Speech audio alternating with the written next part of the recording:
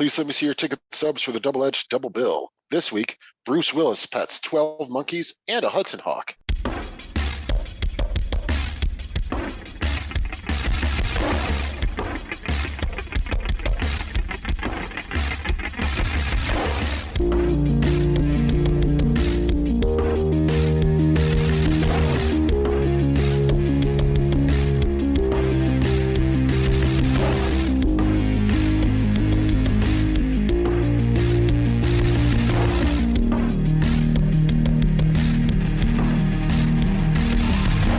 Each week, Adam Thomas and Thomas Mariani will come to the table, discuss the randomly selected yin and yang of a double feature. Then, both will have to pick a number between 1 and 10 or seal their fates for the next episode. One will have 2 good movies, the other 2 bad ones. Let the chaos begin. I am Adam Thomas, and welcome to Double Edge Double Bill. Get together, have a few laughs. And I am Thomas Mariani here swinging on a star. Oh, fuck. Oh, God. That means I'm Danny Aiello. Hey, can you fucking believe it? Hey, fuck.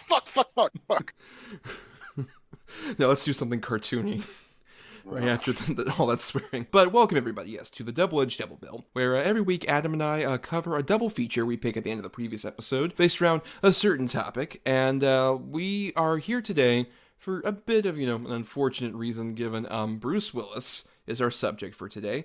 And it's related to the fact that he was recently announced as he's going to be retiring from acting because he was diagnosed with aphasia, which is a form of this like memory loss disease of sorts that basically has this inability for him to like speak and stuff like that or memorize lines, which obviously would be unfortunately impactful for his acting career. And, we said this at the end of the last episode, but it's a real shame hearing about that and puts some of his more recent films in an unfortunate light.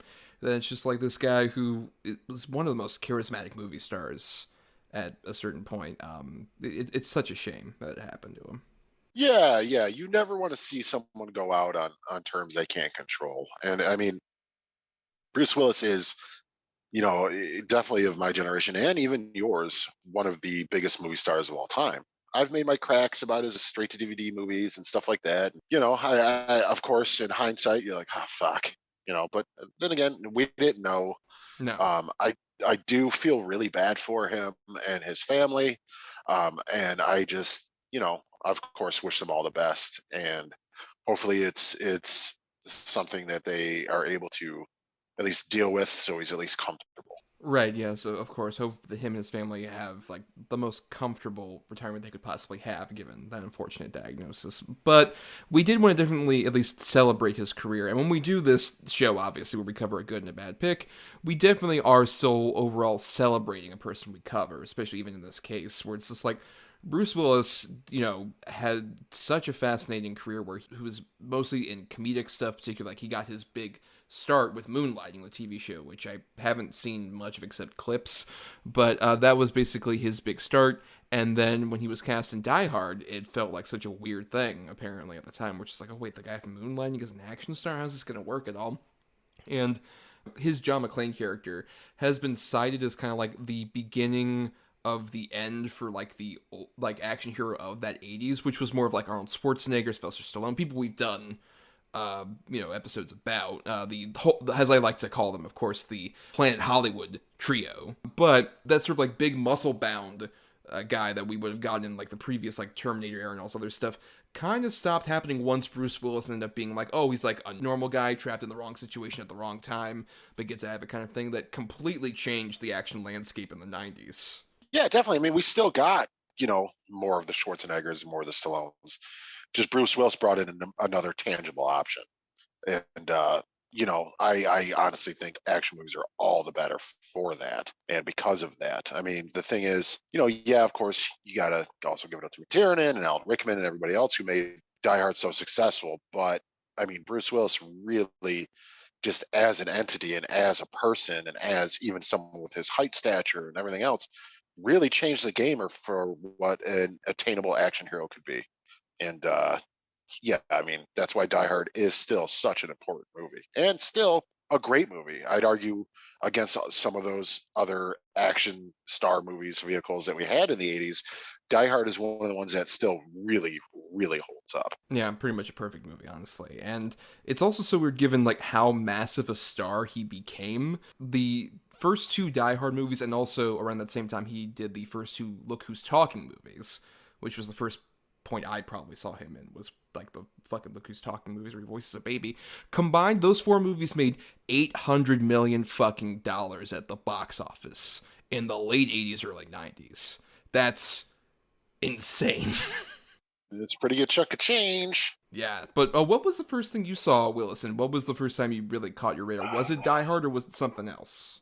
I mean, I knew of Die Hard, of course. I mean, but oh, probably, honestly, probably the same as you. Probably Look Who's Talking. At Yeah. least that I can remember where they were like, "That's the guy from Die Hard." I'm like, "What?" Like, so yeah, probably Look Who's Talking. And not for nothing too, because it is a great, great vocal performance. Yes. To make up for the John Travolta Kirstie Alley love story that's so believable Oh and yeah, so it's great. investing with it, Yeah. right? Oh, and don't forget about the George Siegel Christianity love story too.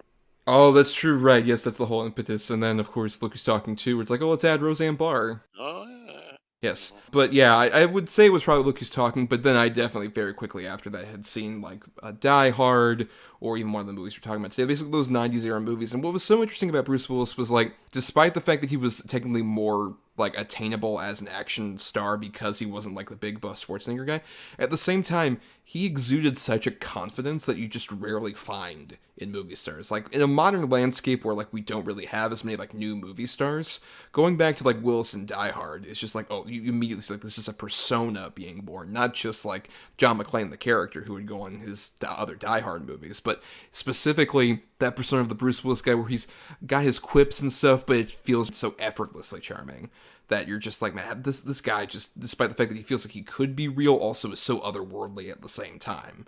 He has like such a great mix where it all feels so natural. Yeah. Oh yeah. Absolutely. I completely agree.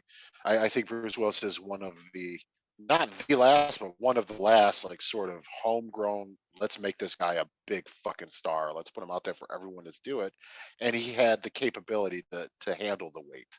We see it tried all the time, and usually it sort of falls flat. But Bruce Willis absolutely exuded not only the charisma, but the sort of cockiness, arrogance too, where it was like, "I'm here, fucking deal with it." And we, as a nation, said yes to Bruno. Well, no, we didn't say yes to Bruno. We said yes to Not to Bruno. Bruno, no, other stuff. It's also interesting given the fact that I think he got sort of plugged into being an action star, but really I think what was shown off is like when Bruce Willis was on, he could be on not just as like an action star, but also very funny comedically when he was given the right material, and then also a really genuinely great dramatic actor. Like we've talked about Unbreakable on this show, but Unbreakable and Sixth Sense are like genuinely great dramatic performances from him, and he doesn't even do a lot. He just does like such great subtle acting in those movies. I agree, and I think one of our movies that we're going to talk about tonight definitely was sort of one of the first gleams that, like, oh wait, maybe he's got a little bit more in the tank instead of just being, you know, the everyman action star or the sort of cocky neighbor who was kind of funny or the womanizer. Like just in the two movies you mentioned, they're powerhouse performances by a director who I'd argue those are his two finest films as well. And he had Bruce Willis with him doing them, and it's just yeah, that guy had, whatever you've heard about him as far as his onset personality or how problematic he could be, mainly from Kevin Smith, you hear this stuff. And, I believe it. I don't doubt it. I mean, the guy was the biggest star in the world, but he also could back it up. Yeah, I mean that's also another factor. Even long before like the recent unfortunate stuff with the straight to video movies, he was also kind of famous as like an on-set personality. Where even long before Cop Out, there was like the stuff with Bonfire of the Vanities and shit like that. Where there's a whole book just detailing the fact that after Die Hard, he had the biggest ego, which like you mentioned at the same time he could back up when he really wanted to. There was even a point, admittingly, like with like a Cop Out, certain roles like that, where you can tell there are points where he didn't necessarily want to be on set, and you can kind of tell in lesser movies, but when he was really on game, even as late as like 2012 or so, he was still doing like phenomenal work. when he really wanted to. And we'll talk about a lot of those today, but we're talking about one specifically from his heyday, because we picked at the end of our last episode a good and a bad feature, and so we'll be talking about the good feature, which was one of your two choices, Adam, of 12 Monkeys, and then my bad feature, which was Hudson Hawk. But first, let's talk about Terry Gilliam's 12 Monkeys. You're a very good observer, Cole. We have a very advanced program, something very different. An opportunity to reduce your sentence considerably. And possibly play an important role in returning the human race to the surface of the Earth. What year is this? What year do you think it is? 1996. That's the future, James. Do you think you're living in the future? This is a place for crazy people. I'm not saying you're not mentally ill. For all I know, you're crazy as a loon. The army of the 12 monkeys, they're the ones that spread the virus. Monkeys. I don't belong here. You're here because of the system. I know some things that you don't know. Yes, my son. You said that I had delusions. You said you could explain I'm trying to. We're all monkeys. The thing mutates. We live underground. They're watching you.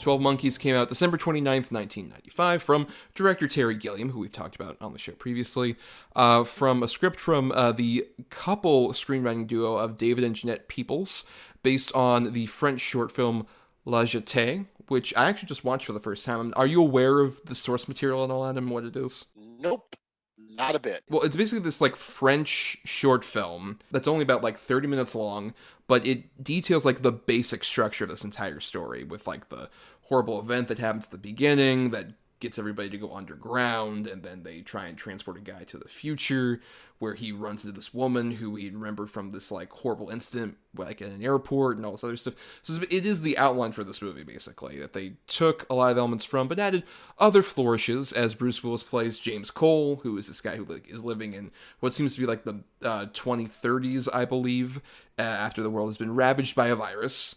And he is assigned by these mysterious scientist characters who are sort of the leaders of the future to go back in time and find out why the virus is spread, basically track the clues as to what happened with the virus. And when he goes back to the past, he ends up being diagnosed as some sort of mentally unstable person, so he's put into an asylum, and he has interactions with both a psychiatrist, played by Madeline Stowe, who takes an inkling and interest into him, and also Brad Pitt, who plays this fascinating, very over-the-top character who ends up meaning a lot more to Cole's journey as he goes along in the past.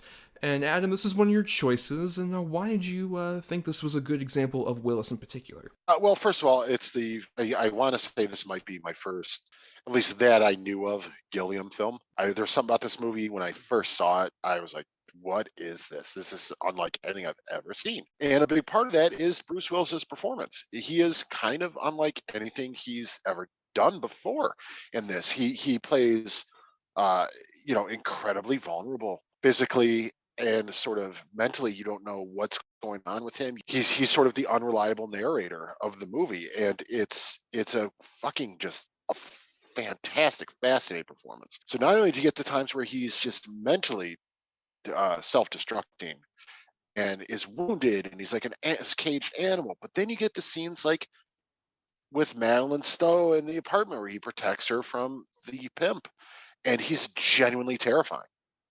Genuinely terrifying. He plays this sort of, you feel bad for him, and this poor guy is thrust in surviving, but at the same time, he's dangerous and he's unhinged and he's just unpredictable in every way, and he just gives such an amazing performance. Just to even highlight one moment when they're in the car and the song on the radio comes on. He's, oh God, can you turn that up, please? Yes, just like that. That's nice, thank you. And his eyes are welled with tears, and it's a beautiful moment. It's Blueberry Hill, and it's just a great, great scene. And not to detract from Bruce Willis, because he is great, but also probably my favorite Madeline Stowe, and definitely one of the first times with Brad Pitt where people are like, oh, he can do a lot more stuff than we give him credit for. He's not just the handsome lead. This guy is willing to go for it. And it's a fantastic performance for Brad Pitt as well. I just think this is such a good dirty, down to earth, grimy sci-fi, and it is anchored by Bruce Willis, and Bruce Willis absolutely carries the movie. Yeah, I mean, I completely agree. This was, I don't think my first Terry Gilliam film, but this was definitely around the same time I saw, like, Adventures of Baron Munchausen and stuff like that. But what's so interesting is this is definitely the most mainstream movie Terry Gilliam ever made, despite the fact that it has a lot of his eccentricities, like, particularly the stuff in the future with the scientist characters and, like, the big orb that goes in front of Bruce Willis and shit like that. It feels very much like the production design stuff of Terry Gilliam, but I agree there's much more of, like, an emotional fascination that this movie has with its characters I don't think is always present in Gilliam movies that can be like very over designed. This one feels definitely more like a human story, but still has some of those things like you aren't sure the first time watching it, like, is Bruce Willis actually from the future, or are these weird delusions that he has? It's such a fascinating line that it toes between those two things, and you're really caught up in that weird, fascinating story that it's telling. And I think I agree. It's because Willis is so, like, vulnerable. Like, particularly, my favorite example of that is when he first is seen in the past in 1990. Madeline Stowe visits him, and the way that he's, like, drooling and he's, like, going back and forth. It is such a great turn where it feels like either he's going through some weird post-time travel, like, stasis point, and he isn't quite all there, or he does have some sort of actual mental illness that he can't really affect. I think it's such a great performance from Willis because you're on that toe, like, the entire movie, but at the same time, you never lack some kind of, like, sympathy or empathy for him. It's just like a guy who, either way, is completely lost, and I think Willis does such a great job of that in a way that, like you said, it's so unlike any of the performances he had done previously, because it's not the cocky dude or the funny guy. It is, like, a very, very, unfortunately, emotionally disturbed person to some degree, whether it's from suffering through all the horrible shit of the future or just the awful stuff that he can't control about his mind. It's a really nuanced performance from him. Yeah, I'd say one of his most nuanced. I mean, even to date, there's just a lot there to it. Talk about a bleak sort of look into the future and even modern day times. This movie, say what you will about this movie. Yeah, it's a sci-fi and it is, but it's a very bleak film. You know, and there is a lot of, is this really happening? Is this not? It kind of puts you all over the map with it. But, you know, it is a redemption story for James Cole, but at the same time, it's also sort of a redemption story for mankind and society as a whole. I mean, yeah, it's sort of fantastical sci-fi story, but again, much like, you know, other movies we've talked about recently, it is a sort of story that's been told 100 times, but told through this very unique and different way. A lot of people are like, oh, is he telling the truth? Is he not? Is he this? Is it all in his delusions? I mean, maybe, but to me, I think the solidifying fact is, you know, the bullet in the picture. Like, oh no, this dude has been through some shit and been around. It's such a, you know, time travel's been done how many times, but never done in this really dirty, gross sort of way.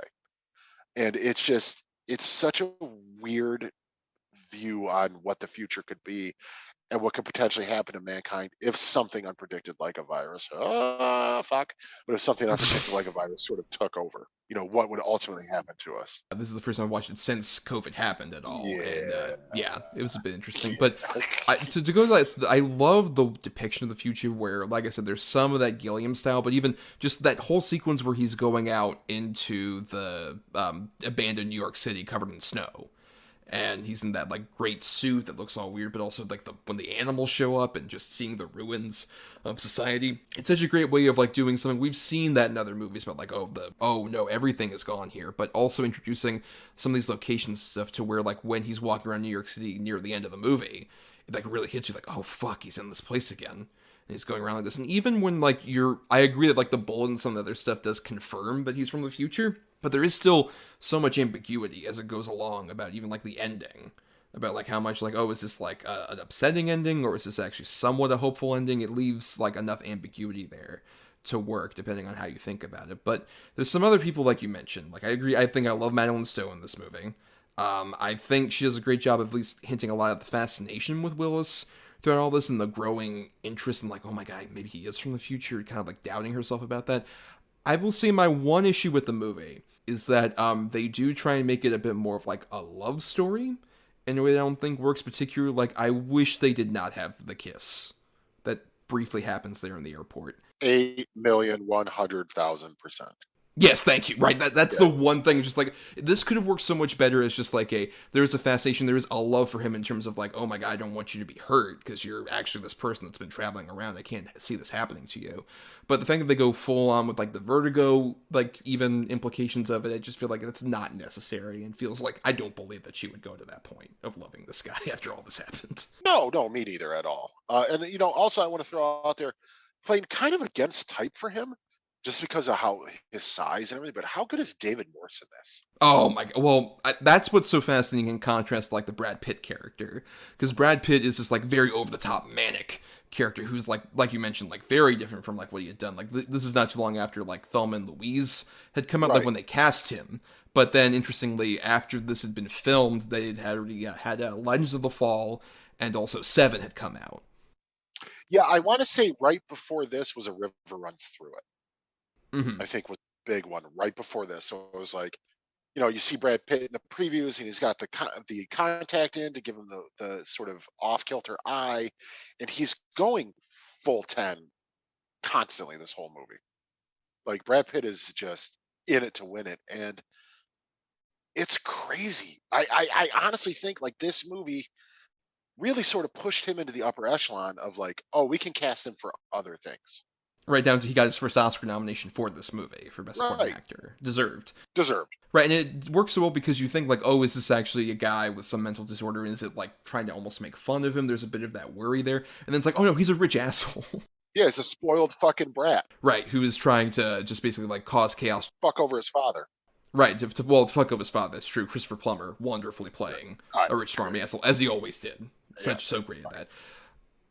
But I just love also the fact that he is so over the top. It's such a great contrast to the actual threat being David Morris, where like the first time he's introduced, I love that scene at like the big presentation for Madeline Stowe where he's just there in his outfit and you immediately like, oh, I recognize it from the dreams that Bruce Willis has had. But then when he goes up to get the book signed by Madeline Stowe, he's just like, oh, I really love what you were doing. And this is research about like people have been saying things about the apocalypse and all this other stuff, and she just dismisses him. And the way he lingers there. Oh, I know, it's creepy. It's so creepy.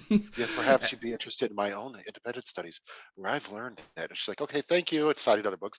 Well, I've also learned that the apocalypse is not only going to come in threes, because he's a giant too. Yes. In other David Morris things, he is like often like very much barking because he takes advantage of his size. Here he's so much more meek, but so much more unsettling. I think it's like particularly his rosy cheeks in this.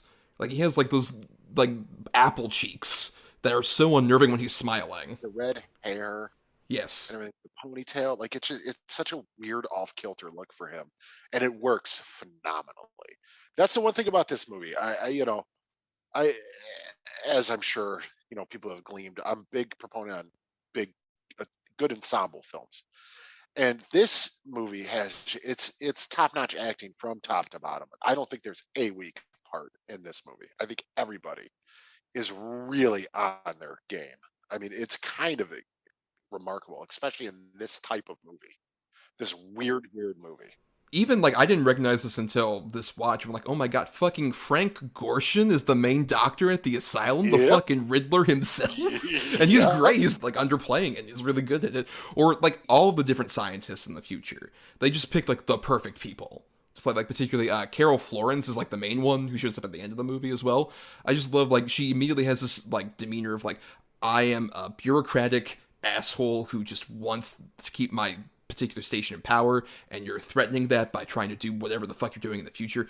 Bad call. That's a very bad boy, basically, like a very stern authority figure. Like Gilliam knows how to pick people for their looks in particular with any of these different actors. And it helps also that they are naturally good performers, even down to fucking Christopher Maloney as the asshole lieutenant, despite even the terrible wig back when that dude was trying to hide his balding. Such a bad wig. In complete contrast, we should mention this is the first fully bald and shaved Willis, and it would be the look he would have pretty much like after this. He would have like some hair, right? But like I think it's around like probably like Unbreakable was the first like from where he's bald the whole time afterward, right? Yeah, and I want to say Unbreakable might be. I mean, I'm sure there was one or two afterwards where he had hair, but I think Unbreakable was like, oh, this is just what Bruce Willis looks like now. Yeah, right. The look he would really have. And it's a wonderful look here, especially because it's not just even that he's bald, but he's like completely hairless. Like even when you see him naked, he's just like, there's no body hair on him whatsoever. There's no body hair. There's no Right. body hair. And another thing too that they really do well, and he really plays off well in this, and it's something they do in a lot of movies, and with Bruce Willis gets it a lot too, in particular. But he plays off every injury he receives in this movie. Yes. That was the big thing that worked about Die Hard, was that like when he got hurt in the Yeah. glass and all that other stuff. Yeah, limping or holding his shoulder, adjusting his jaw, his nose, repeatedly. I mean, how many times is Malin so basically carrying him into a room? Like he's constantly fucked up and beat up, and Right. he just really sells it. It's really impressive.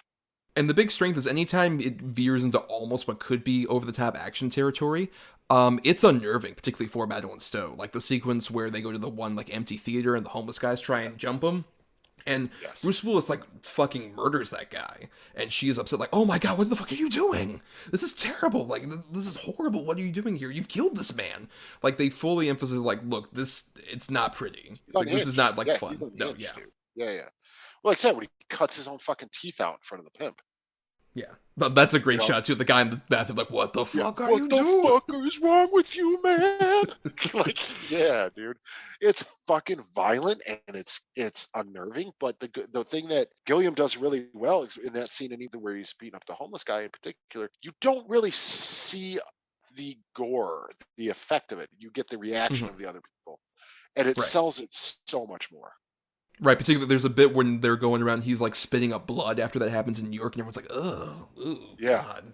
Yeah. Right. And I also love just even the element of like how their actions end up playing. Like this is a great example of a time travel movie where like the person travels to the past and ends up affecting the future.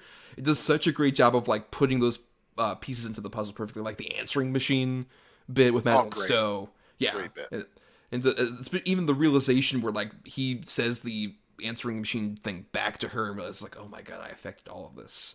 This is just totally me. Of like everything's just like fallen into place because we did it. It's such a smartly written screenplay at the same time that it's like a great visual movie and all this other stuff.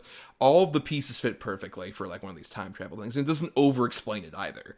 Just like, hey, we can travel in time, whatever, doesn't matter. And it doesn't need to. Right. It just works as it is. It's one of those movies, I've said it 100 times, you just gotta go with it. And if you can just not ask questions every fight, like, oh, well, wait a minute, how did that? You'll enjoy the movie. The second you start asking that many questions about these type of movies, you're doing yourself a disservice, because none of those questions can ever be answered.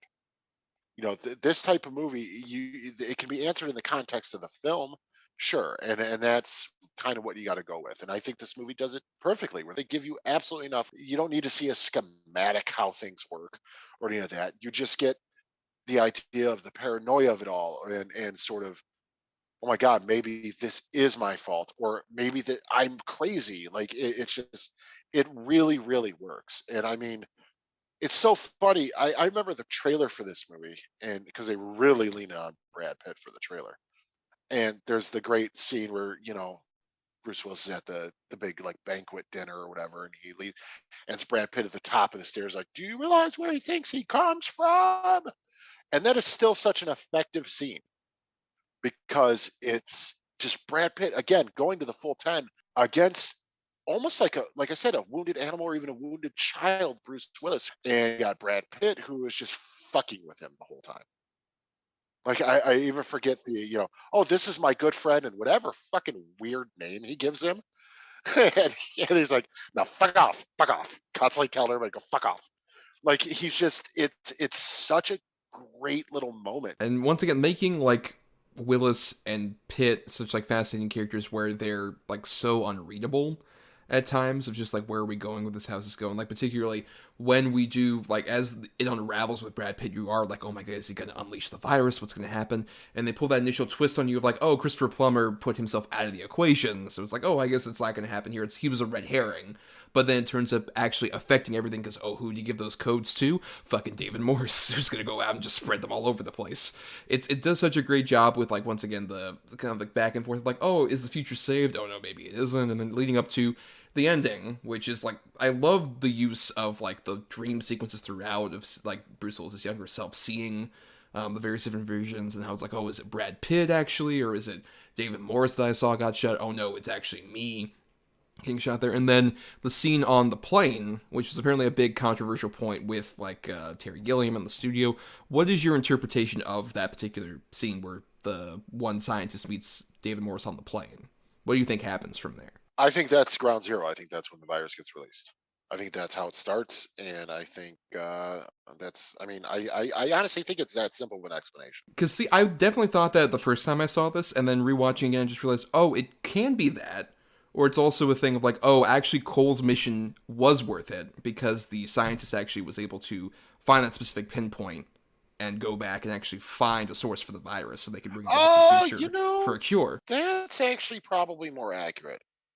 I never thought of it that way. Yeah, that makes a whole lot of sense. But the thing is, I think there's enough ambiguity to where it could be either or. And I think that's a great example of one of those endings where it's like, it could be either or thing happen. It could be there's no hope after this, or it could be there is a safe point.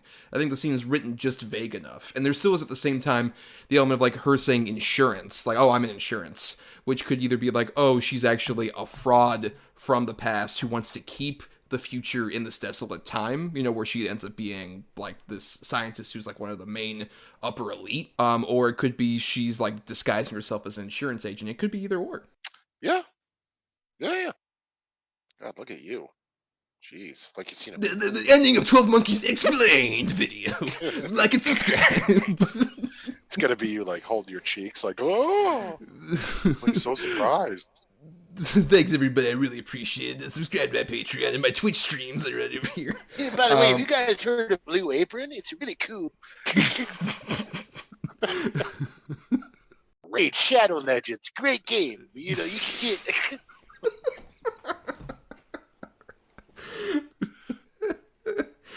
Oh, good God. You're driving me mad, Adam, with the Raid Shadow Legends pulls. It's so good. Well, you sign up with our code, you get an exclusive champion. We are not sponsored, but please, Raid Shadow Legends. We'll promote the fuck out of you. Yeah, promote the fuck out of you. Please sponsor us. Oh, Adam, we gotta keep going here. We have a whole nother movie to talk about that's also very maddening. But let's do our final thoughts here on 12 Monkeys, especially where does this rank for you amongst the Willis filmography? This is such a weird Willis movie. It's unlike anything he's did before or since, I'd argue. I love this movie. I've loved it since I saw it. Maybe not my favorite Bruce Willis performance. We'll get to that later. Not in the next movie, but later we'll get to that. But it's definitely up there in my top 3 Bruce Willis performances. This is easily a 4.5 or a 5, you know, if I was to rate it type of movie for me. This is just, as we've coined the phrase, an Adam movie from top to bottom through look, aesthetic, acting, cinematography, story, everything. I think this is one of those perfect little, was championed at the time and mostly forgotten gems of a film. Yeah, I would say this is top 5 Willis for me. I would still say previously mentioned movies like Die Hard, Unbreakable, and Sixth Sense, and also Pulp Fiction, obviously, are like, it's hard to compete with those, but 12 Monkeys, I think, sits comfortably with those other great movies. I agree that I think it is a bit more underrated in his filmography. I think it's also one of Terry Gilliam's better movies. I kind of wished he had done a few more movies more in this vein, as opposed to, like, you know, I like some of the stuff he did afterward, like Fear and Loathing, but in terms of mainstream filmmaking, the only other one I think he kind of attempts is Brothers Grimm, which is not the best turn for him in terms of trying to do that. But I think 12 Monkeys does such a great job with, like I mentioned, stacked cast, perfectly written screenplay, and just a great sense of, like, that ambiguity about a character. It's a thing where, like, it's weird going back to, like, a studio big budget movie starring big movie stars that has this much fascinating ambiguity to it. You don't get that kind of shit anymore. You don't get a movie where your main hero is an unhinged animal and you're like, I don't know where this guy might fucking fall. He's unsettling to me. And I think Willis is one of those guys where, despite being a big movie star, he could also really bring it on a dramatic level when he wanted to. That's unnerving and tragic and engaging the entire time. Wonderful, wonderful performance from him and a great movie overall. But to contrast with that, we have our bad feature to go into now, Hudson Hawk. Bruce Willis is back in business. Thanks for saving me, tough guy. And business is booming. I was afraid you weren't going to drop by. Hudson Hawk. That excites me. Check, please. The best cat burglar that ever lived. I didn't want to do it. All I wanted was a cat. cappuccino. But he can't retire Maybe nobody told you. I quit stealing. if he wants to keep on living. This is a brand new tuxedo! Watch your step. Hold your breath. Hang on for dear life. And catch the Hawk. Good plan, Junior. Bruce Willis, Danny Aiello, Andy McDowell. Hudson Hawk. Sounds like a party. So, Hudson Hawk came out May 24th, 1991, and is one of the few movies of Bruce Willis. It's actually the only movie Bruce Willis has a screenwriting credit on. Gee, I wonder fucking why. Right, because this was a passion project for him. He really wanted to do this. And this is basically like his blank check after making, as I mentioned, $800 million fucking dollars off of the two Look Who's Talking and two Die Hard movies that had come out prior to this. So this is him fully just like taking advantage of that huge cred and making this weird movie that has various different tones to it, but is ostensibly about a master thief that Willis plays, who goes on a wild adventure. I picked this, even though I had not seen it before, mainly because it's an infamous sort of Hollywood disaster story of sorts. It did not do very well, at least stateside. The budget was $65 million, and it only ended up making $17 million in the US, but ended up making overall worldwide $97 million. So kind of vaguely breaking even based on that. And I think I kind of get why I did a lot better overseas, because watching this movie, it has shades of like a lot of weird kind of like foreign, almost like big Hong Kong action movies in particular. It has elements of that, but also elements of like Saturday morning cartoons and old like thief movies and stuff. It basically feels like it's a movie made out of all of the stuff Bruce Willis used to watch on television as a kid. Just put in a blender, and this came out of it. And Adam, had you seen Hudson Hawk before? No.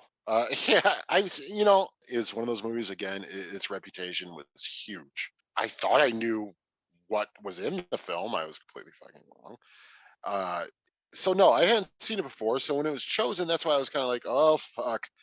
I bet we're in for a ride. But I was hoping it was going to be one of those where I'd watch it and be like, it's not good, but at least it's like so bad it's good. And I can't say that on this one. I think this is, for me, one of the worst movies I've had to watch for this show. It is just such a fucking ego parade on screen. And as I messaged you privately, if it were anybody else but Bruce Willis, and because of that $800 million he made, and because of what a burgeoning big star he was, this movie would have instantly killed everybody's career that had anything to do with this movie. It is so fucking just disjointed and just frankly dumb. It's not funny. It's not exciting. I give a shit about the romance angle. The fucking singing musical stuff is just so leaning into, look, I can also sing. Bruno, Bruno, Bruno. It's just James Coburn doing fake kung fu noises. Richard E. Grant and Sandra Bernhard, like, Sandra Bernhard especially. Oh my God. Oh my God. David Caruso, fuck you. It's just, this is just such a perplexing film in so many ways.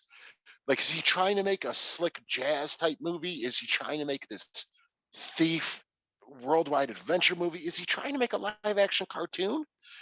I think he's trying to do all of them, and that recipe for a good movie that does not make. While I do agree that a good movie does not make, I think a very fascinating, not at all boring movie it absolutely makes. Because I think that's the thing, watching this, it's one of those movies, like we've talked about this with stuff like Cats, for example. That's the most recent example of like a movie where Hollywood put a bunch of money into it, and it's just like, yeah, go ahead and do whatever. And we were both, as we said on a previous episode where we covered that movie, we're just like, what? This is fucking, like you mentioned, perplexing. This movie has a similar kind of vibe to it, but I would say less perplexing. The adjective I would describe this movie as is unstable.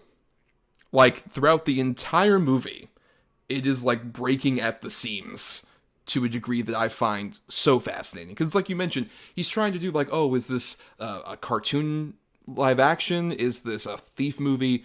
Is this like a secret agent movie? It's going through all these various different things. And I find that so inherently like less so bad it's good bad, and more of like that train wreck bad that we've talked about many times. We're just like, I am stunned this is happening on screen. So I was never like bored with it, and I could never say it's like one of the worst movies we've covered for the show, because if nothing else, like we've covered like such fucking like boring, dull, bland movies on this show. Like fucking last week we did Carlito's Way, Rise to Power. We're just like, what the fuck is even happening? I don't even give any kind of a shit, and I'm just bored the whole time. This movie, I'm just like, okay, movie, sure, do some other bullshit. Okay, this is at least like fucking fascinating to see. I am just like captivated by the failure of this movie. But I'm not surprised by the failure of this movie in any way. No, not at all. No. Yeah, no. I mean, I guess I could say I did find myself checking out a couple times, but I wasn't like super bored. Like it wasn't like falling asleep. Oh, I can't wait till it's over.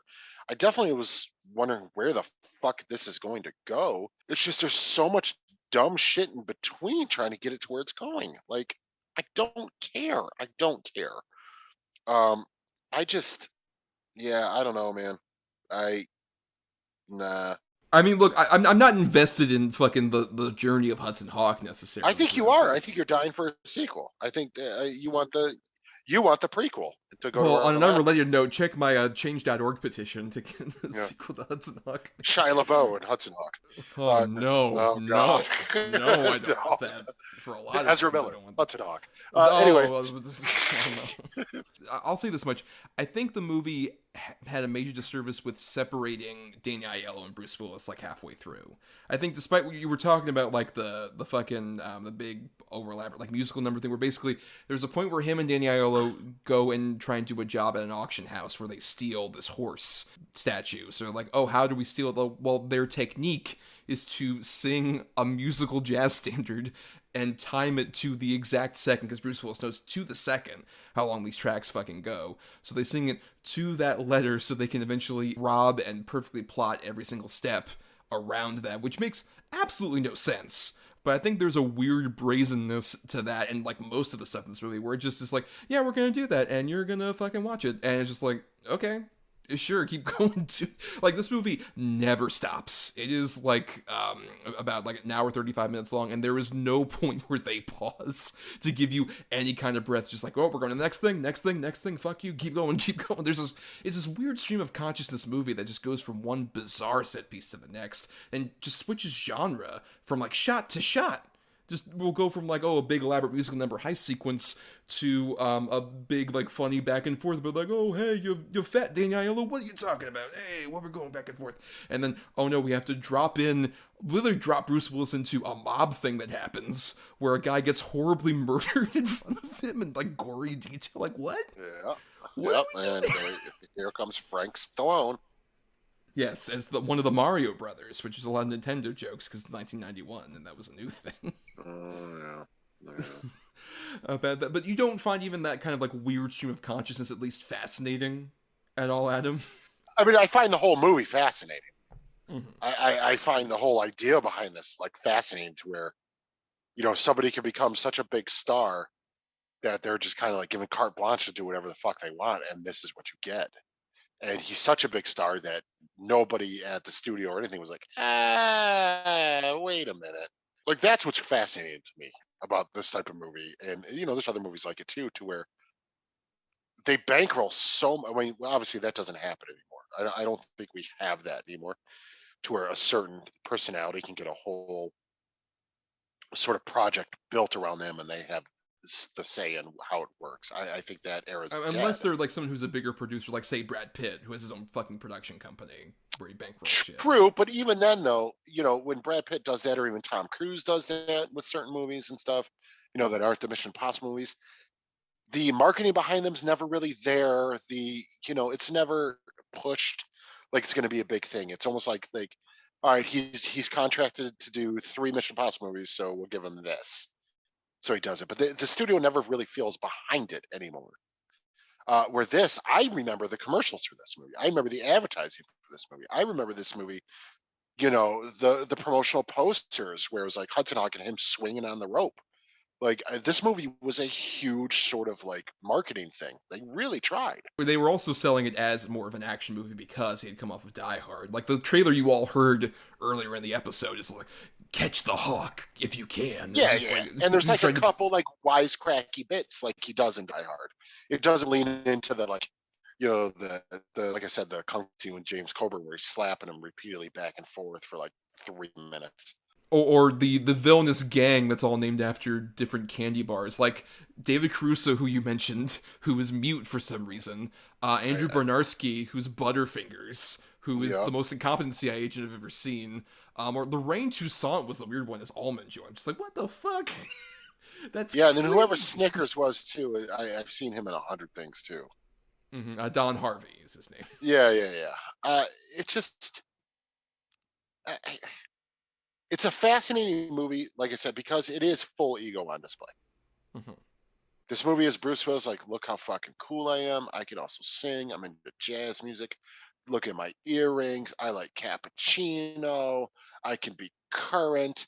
Every girl wants me, especially this nun wants me. It's very much a sort of self-flatulation movie. And for that, it's very fascinating. And also for that is the reason why it doesn't work at all.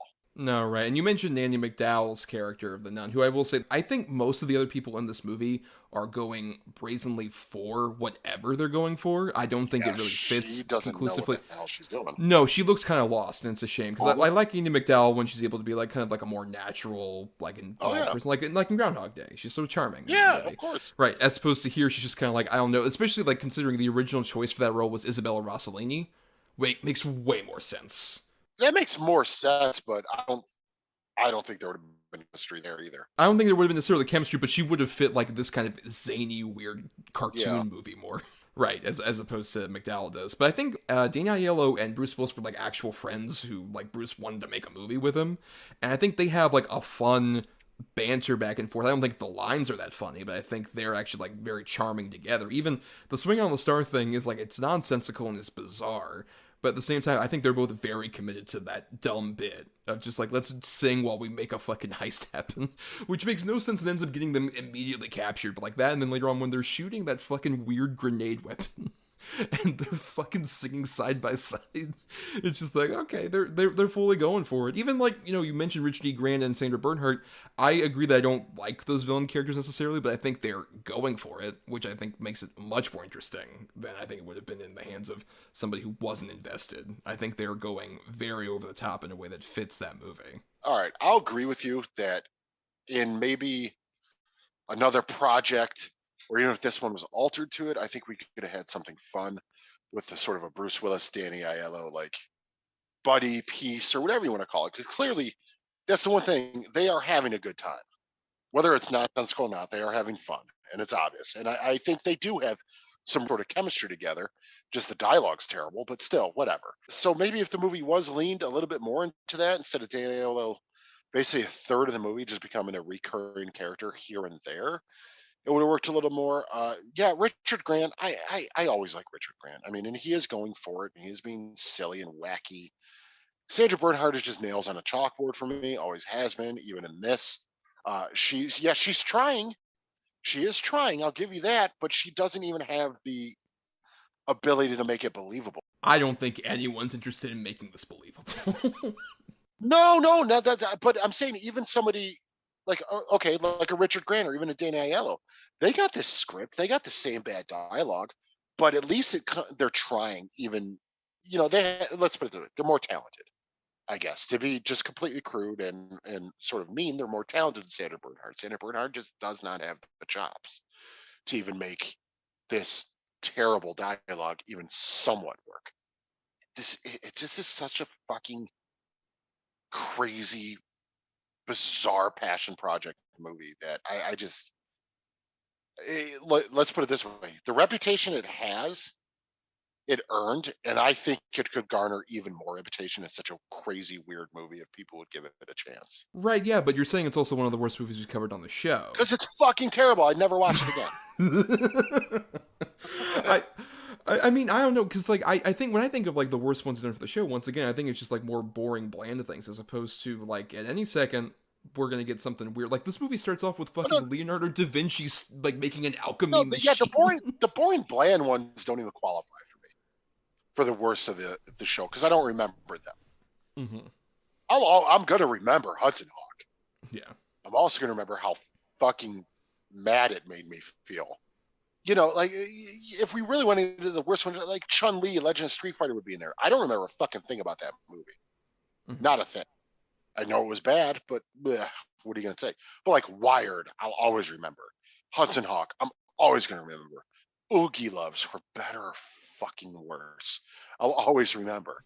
So it definitely fits in that, like, this is such a fucking misstep of a movie, to where I can't give it points for being like so bad it's good. I can't. But I can give it points for being just such a weird time capsule of an event. Yeah, and I mean, I would say even there are moments where I think it's kind of clever. In the middle of this, like, random stupid bullshit. Like, I love the bit where Bruce Willis is on the gurney on the street and he has to go through the fucking toll booth.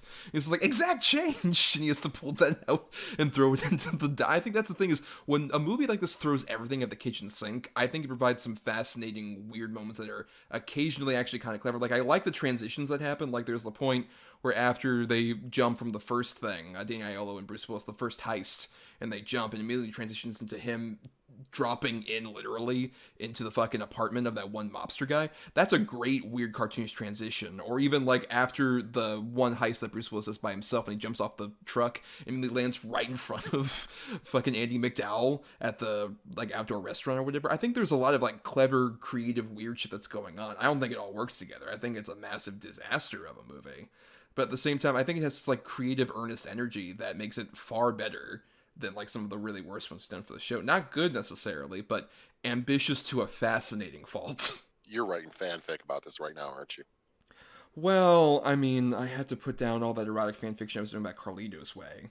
Rise to Power. Don't worry, I got you covered on that. Chapters, my man. But I don't know. Yeah, I agree that I think this was infamous at the time, and I think it deserves kind of like that weird, bizarre, like kind of like, oh, a movie star just putting all of their fucking chips on the table at like kind of reputation it has. But at the same time, I can still appreciate little fun things. Like, I love near the end when Danny Aiello comes back, and after he should have fucking died. And they're just like, but how could you have survived that? Airbags, can you fucking believe it? But what about the explosion? Sprinkler system, can you fucking believe it? Bruce Willis literally says, like, the modus operandi for the movie. We're just like, yeah, that's how it happened. I think this movie knows it's fucking insane. Yes, I think this movie is definitely trying to be this weird slapsticky, comedy caper movie. It definitely knows what it's trying to be, but I don't think it succeeds on any level. I think it's halfway there on every single level it's trying to reach. Right. I think we're both saying the same thing. I just find it more entertaining in its fucking like bizarre decisions. And especially, I guess, like a lot of this, I've talked about this many times, when we've like seen modern bad movies in particular, like they're big budget, massive, awful movies that are just kind of like big CG drivel machines. I kind of miss interesting failures like this. I will agree with you on that. This is a big, weird, unique swing and a miss, but there's nothing else like it. Right. So at least it's not just Moonfall or bullshit that we've seen 1,000 times. At least it's something original. Doesn't work, but at least it's something different. Right, because like I said, like from the opening bit where I had no idea about this fucking movie, and it opens up with just like, eons ago, Leonardo da Vinci made an alchemy machine that could replace gold, that could make gold, basically. And then they put worse makeup on that fucking guy playing Leonardo da Vinci. Oh, what are you talking about? So authentic. I thought it was looking into history. Notably, at the opening, the narration is done by a guy named William Conrad, who was famous for, previous to this, he did the narration for like Rocky and Bullwinkle. And you can tell just like, oh, that's what this movie's fucking going for. It's going for like this like bizarre, brazen cartoon universe where nothing really makes sense. Which is, like I said, interesting, if not wholly successful. And I think that's the thing is, as the only movie with Bruce Willis's writing credit on it, it does kind of feel like, in a similar way to, say, Nothing But Trouble, where that was the total, like, only time you got a full view into Dan Aykroyd's weird mind. This is that for Bruce Willis. Because it's just like, oh, this is the weird movie that he spent all of his goodwill out of being massively successful with. Just like, Bruce, what do you want to do? But this heist movie, great. You want me to tell you more? No, just do the heist movie. He's like, well, I'll give you the heist movie, and I'll give you a lot of other shit with that. That I find extremely fascinating. And do you feel this feels like sort of the window into Bruce's weird psyche at the time? Yes, 1000%. This movie, look, dude, Hudson Hawk in this movie is, irresistible to women. He always figures the job out. He's got the best taste in music. He knows every song. He can pull off any job given to him. He loves exotic things. Everybody knows him. He's the coolest guy in the world. This is what Bruce Willis thought he was at the time. And that's it. I mean, that's literally what it is. Bruce Willis is playing a heightened version of himself, or his own self-image. And yeah, I mean, it's obvious. And the thing is, like I said, that's what kind of makes the movie fascinating. Again, that this guy who is just running unchecked at this point is given carte blanche to make a fucking giant Hollywood movie. And this is what you get. Like, what? What? Like, don't get me wrong. I'm sure there's people who would do a lot worse things. But it's still just such an interesting thing. And probably the start of the downfall of that happening. Because when's the last one that you can honestly think of where, it happens all the time where, they'll do 3 movies so they can do their pet project or whatever. It's that constant, sort of common blank check. Yeah, the blank. Right. What's the last one you think of that was actually super successful and worked? In terms of a super successful one, yeah, there's not that many. That's what's so interesting about those projects, is that oftentimes they are just like these weird, bizarre passion projects that rarely make any money. And yet they keep trying to do them, but they don't do them as often, I don't think, as they did pre this movie. It's like you mentioned earlier, that kind of thing is very much gone from modern Hollywood system. If they do happen, it's like something much more smaller scale on a streaming service that completely disappears, as opposed to one that lingers in the public consciousness like a Hudson Hawk. Like you mentioned, like this movie became a fucking punchline. Yeah, which is crazy. I mean, think about it, Thomas. I mean, really, when you think about it, we're almost 10 years apart. Yes. And you know of Hudson Hawk. I know of Hudson Hawk. Like, this movie came out in 91, right? Right. I was 8 years old when this movie came out. And I remember, you were barely born. I was not alive. I was not alive when this movie came out. And yet, you know what Hudson Hawk is. I mean, right. That's exactly it. Those other ones are going to fall to the way. Like, nobody's going to remember fucking Cherry. Who the Jesus Christ. And if you do, go see somebody. But it's just that, again, that's what makes this movie so unique. I hate it. I fucking hate it. But I understand its sort of cultural prominence and how, you are fascinated by it and everything, because it is such a weird idea. It's a weird thing that does not happen anymore. It's a perfect time capsule movie. Yeah, time capsule, especially of, like, we should mention one of the producers is Joel Silver, who bankrolled a lot of those kind of movies at this time. It feels like it's kind of, right, it feels like it's one of those, like, big infamous 90s ones that he bankrolled and kind of either went really successful or horribly failed. Yeah, ate shit on a lot of those. Right, he did. But yeah, I think you had final thoughts there, Adam, unless you have anything else to add possibly about Hudson Hawk. No, just to expand, it's a time capsule of the year it came out. It's a time capsule of the star involved, and it's also one of the last grasp of these studio bankrolled movies on just a celebrity name alone. But yeah, it's terrible. It's on Netflix. Don't watch it. Well, if you have any kind of fascination with train wreck movies, I would recommend watching it. Not necessarily expecting, like I said, it's not a good movie, but I would say it is an incredibly fascinating movie that I would personally say I was never bored watching Hudson Hawk, because it just goes from one weird left turn to the next that I find extremely fascinating, and find that, we just don't get weird failures like this anymore in a way that I find incredibly entertaining in its own very bad way. I think doing this show has poisoned my mind to the degree of just like, well, this is bad, but it's interesting. I think that's the problem that we're clearly displaying here.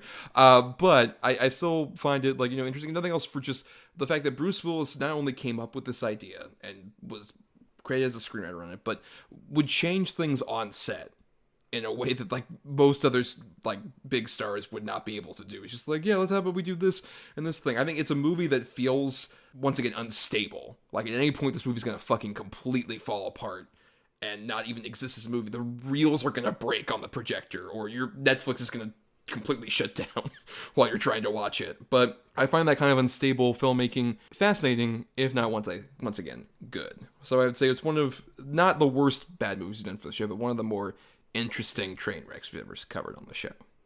But now it's time we do our weekly segment, the Double Redo. Double Redo. Double Redo. Double Redo. Double Redo. Double Redo. Double Redo. That works. So the Double Redo, every single week, Adam and I bring to the table 2 good and 2 bad movies based around the topic in question, in this case, Bruce Willis. So we'll be coming here basically with the best possible double feature 2 movies and worst possible double feature related to Mr. Bruce Willis. And I'm starting here. And so I will go ahead and start off with my 2 good picks. First, the older one that came out around the same time as Hudson Hawk, actually. I have The Last Boy Scout, which is a Shane Black written script, another Joel Silver production, that also had a sort of infamous production history, a lot of, like, infighting, particularly with, like, Bruce Willis and Shane Black, and even the director Tony Scott, and Damon Wayans, the other star.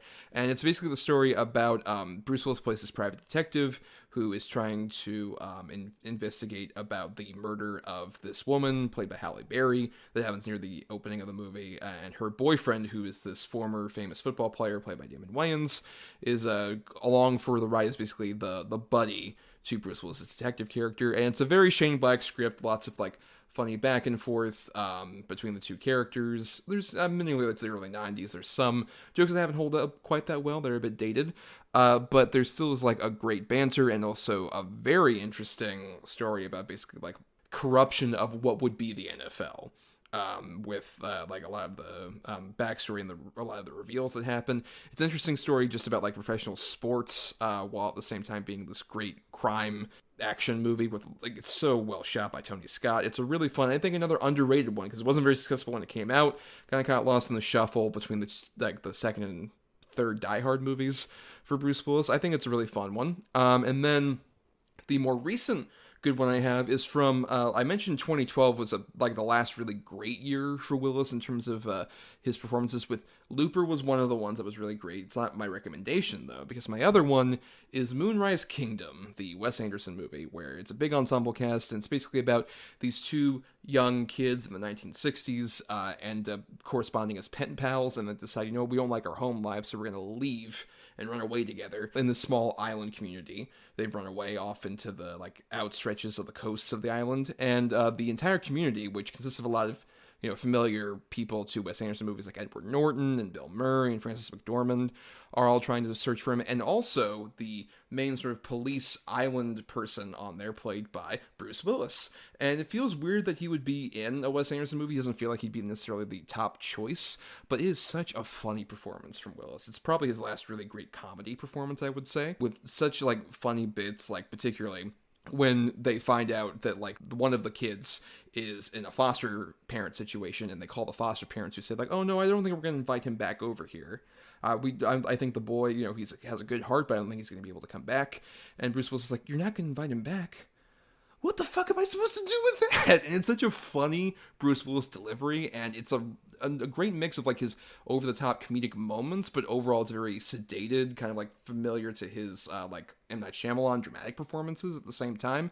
It's such a good stellar return from him in a really fun ensemble, like Wes Anderson comedy. He really stands out as like sort of the performance. You're like, oh my god, I didn't expect this out of him, because it's not over the top, but it's also like really funny and earnest. It's a really, really great performance from him. And then the two bad ones I have, speaking of like the early 90s period for Willis, I have what I think is a much bigger example of like a disastrous Hollywood awful turn that has been documented several times. Bonfire of the Vanities from director Brian De Palma. It's an infamous satiric bomb of a movie that's about basically Tom Hanks and Melanie Griffith play these like rich yuppie socialites who end up running over a young black teen, and that causes a big stir about like classism and some other stuff. And Bruce Willis plays the reporter who's investigating it. It's based on like a best-selling novel by Tom Wolfe that ended up becoming like this movie that had an infamous terrible production, and it's just so miscast all around.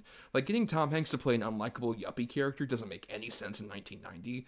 And then Bruce Willis is the reporter guy. You can tell that like there was a lot of infamous stories about him like really being uncooperative on the set and really disliking it. And Brian De Palma also went so over the top with like the production budget and stuff like that, and it just ended up being an infamous Hollywood disaster. I think a much less engaging one than Hudson Hawk, and for good reason. It's probably my least favorite Brian De Palma movie.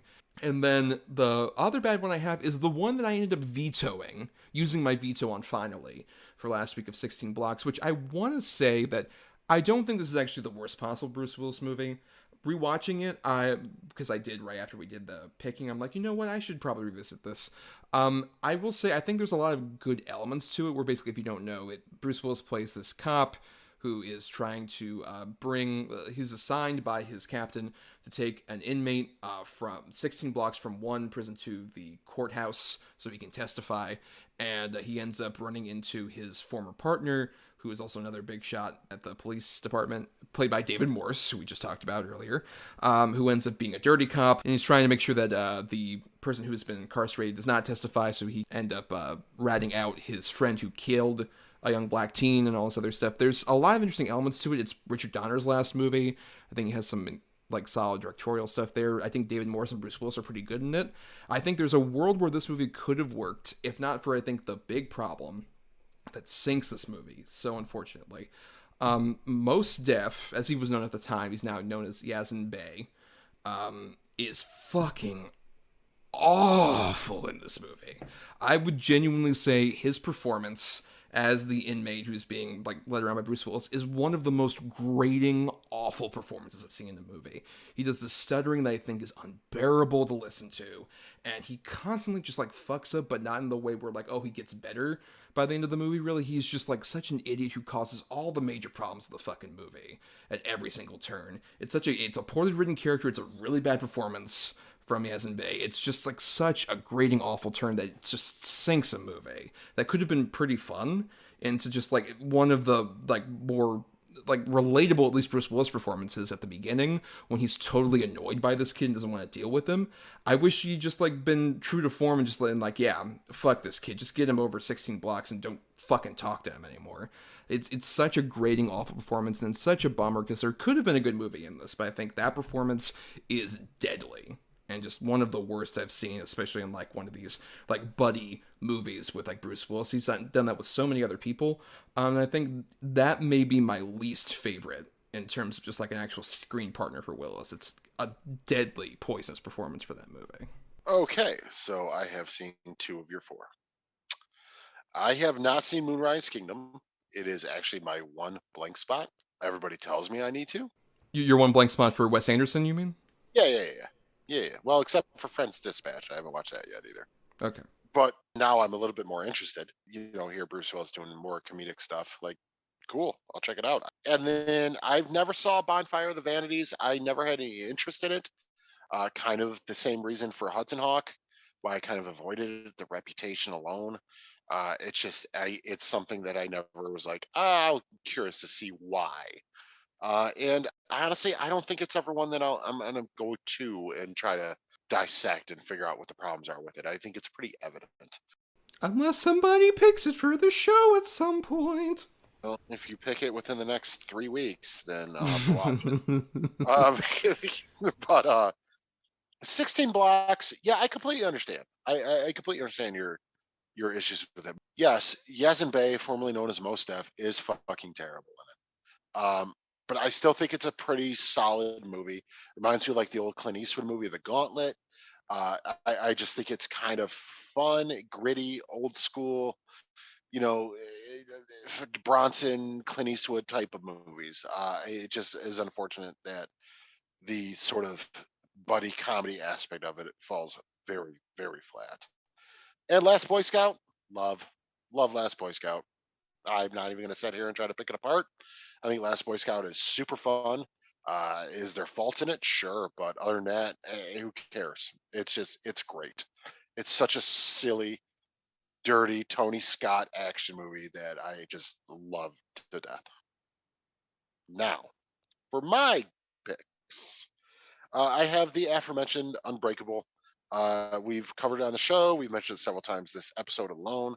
So without getting too far into it, it's my opinion, Shyamalan's best movie, probably Bruce Willis's best performance, and hot take, best superhero origin movie possibly ever. Uh, it's just a very, very solid film. Great Bruce Willis performance, great Robin Wright, great Sam Jackson. And then I have Hostage for my other good pick. It's not like reinventing the wheel or anything like that, but it's a very taut thriller. It's super action packed, very tense. Bruce Willis is great in it.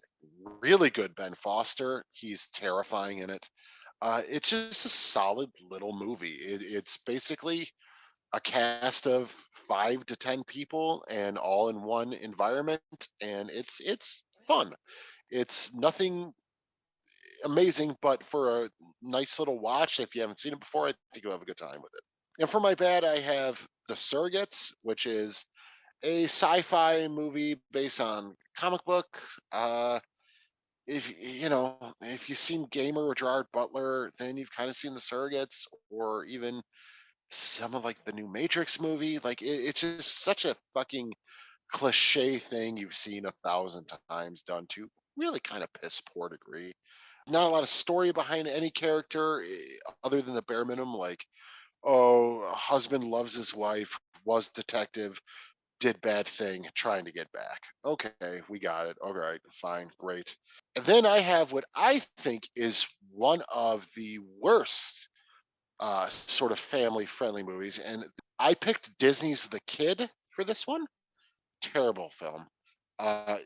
Spencer Breslin, just unlikable as a kid. Bruce Willis, horrible toupee, doesn't want to be there. You can tell it's sort of his last gasp at being still like marketable for families. And it really falls short. It's a terrible, terrible film. I have seen most of your picks. Obviously, we talked about Unbreakable. And I agree. I think it's great. I think it's my favorite. Like that and Sixth Sense are so close to me for favorite Shyamalan, and very close for Willis as well.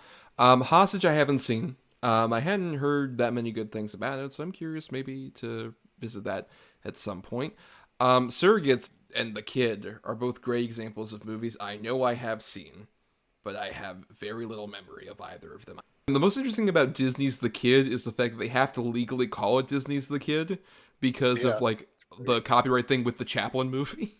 Yep, great. I love that. It's Disney's The Kid.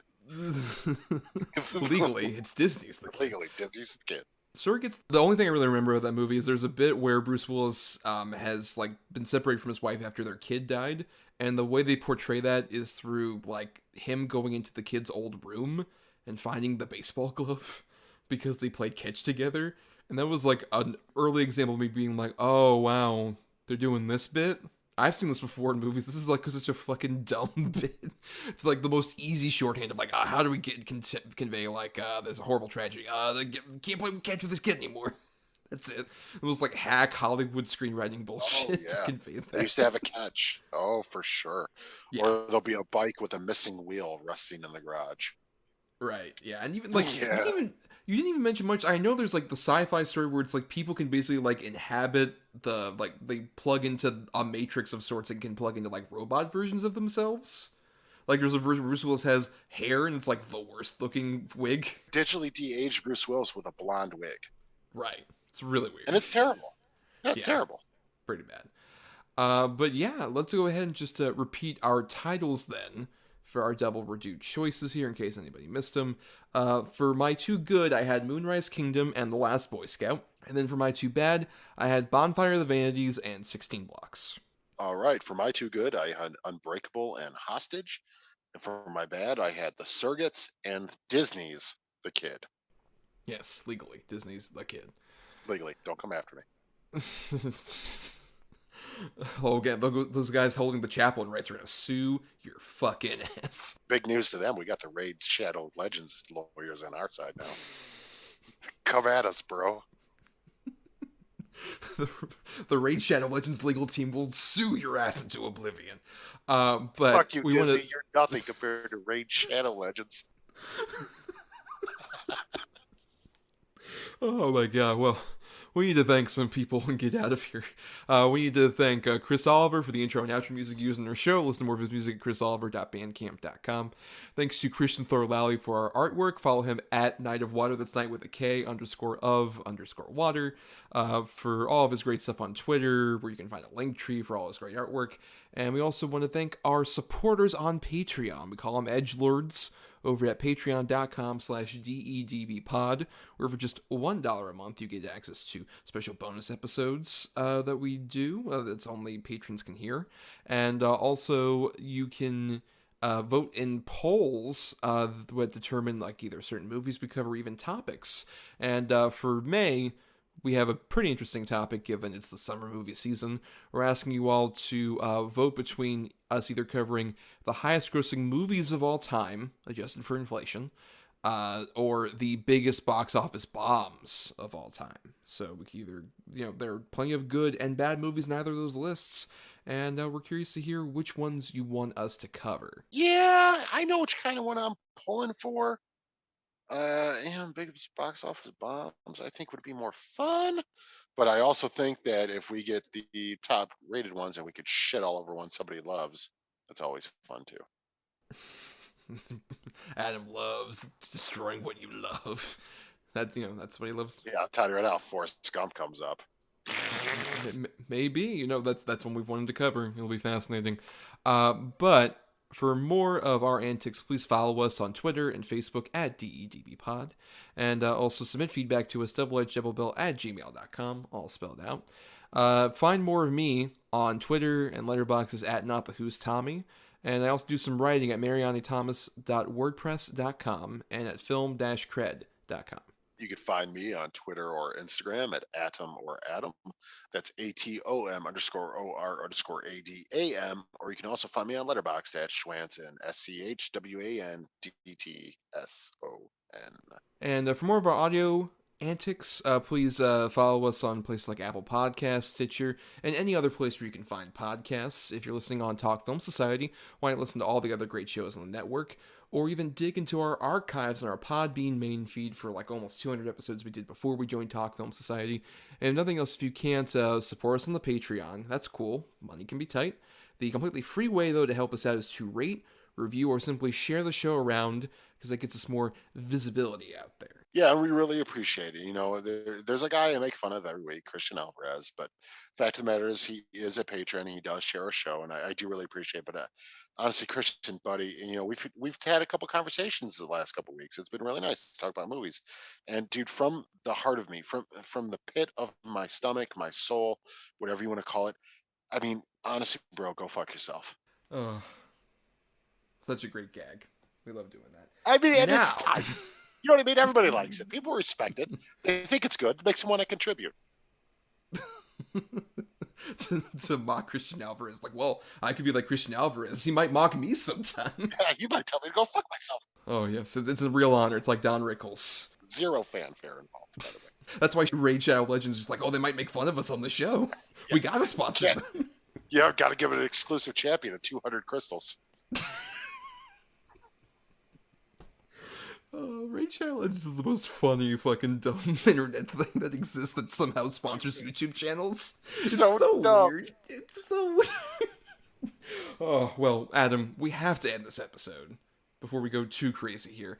And the way we're going to do that is by doing our picking for next week's episode. Next week, we'll be doing something interesting. We'll be doing mockumentary films, which was chosen by our patrons. That'll be the topic. A lot of fascinating things we can cover with that. A comedy subgenre, which we haven't done much of. And basically, you have the two bad picks for this particular topic, since we like to switch up on the quality. And I have the two good.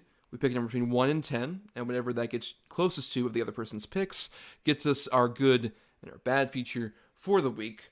But first, Adam, for my two good choices, please pick a number between 1 and 10. Alrighty. I'm going to go number 8. Okay. Over at number 9, I have a movie that bombed horribly at the box office, but I think has gotten a bit more of a cult following because of the great creative team involved, including its star. I have Pop Star, Never Stop, Never Stopping. I was waiting for that at some point to come up on this show. Love that movie. Yes, we'll have a lot to talk about with that. But on the other end of things, I had probably a more famous one that I still really love. Probably my favorite of the various mockumentaries made by this particular director. I have over at number 3, Best in Show. Oh, great movie. Yeah? Yeah, my favorite by him too. Absolutely. Yes, lots of fun ones. But now, Adam. All right, buddy. Deadly curious about these bad picks. This should be fascinating. So I'll go the opposite end of things. I'm going to go number 2. All right. At number 1, I had the Taron Killam written and directed Killing Gunther, starring Arnold Schwarzenegger and a bunch of other cast members. I did not know that was a mockumentary. I've heard of this movie. It is. Yeah, that it was one of the few Arnold Schwarzenegger movies of recent that just kind of came and went. So Yep. I can't wait. I can't wait, based on your enthusiasm, Oh, boy. to watch that one. And at number 10, on the flip side of your alternate best pick, I had Mascots. Oh, I've heard that one's pretty bad. Yep. Well, so no, well, we're going for it's Killing Gunther. Killing right? Gunther. Yep. Right, Killing Gunther and Popstar Never Stop, Never Stopping. All right, very interesting. A double feature we'll have next week, but until that time, ladies and gentlemen, how can the same podcast happen to the same two guys 204 times? I mean, we've been doing it that long. I mean, we trying to do a bit there? Because shut up. Okay.